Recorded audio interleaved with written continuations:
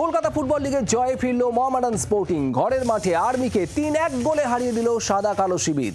আর ম্যাচে জোড়া গোল করেন মোহামেডানের ইসরাফিল দেওয়ান। কলকাতা ফুটবল লিগের শুরুটা দুরন্তভাবে করেছিল মোহামেডান স্পোর্টিং, কিন্তু মাঝে ছন্দপতন, পরপর পয়েন্ট নষ্ট করতে হয়েছিল, কিন্তু ব্যাড প্যাচ কাটিয়ে জয়ের ট্র্যাকে ফিরে এলো মোহামেডান স্পোর্টিং। মঙ্গলবার ঘরের মাঠে আর্মিকে ৩-১ গোলে হারিয়ে কলকাতা লিগে হারানো আত্মবিশ্বাস ফিরে পেলেন সজল বাগরা।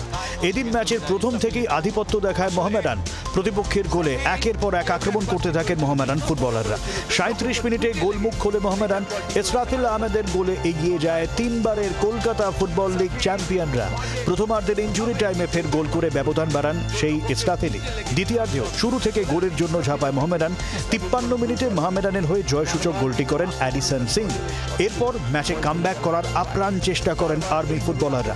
৬৭ মিনিটে পেনাল্টি থেকে গোল করে ব্যবধান করায় তারা। অবশ্য এরপর আর কোনো গোল করতে পারেনি আর্মি। এই ম্যাচ জিতে স্বস্তিতে মোহামেডান শিবির। ব্যুরো রিপোর্ট, জি ২৪ ঘন্টা। বাংলার আওয়াজ, বাঙালির আবেগ, জি ২৪ ঘন্টা।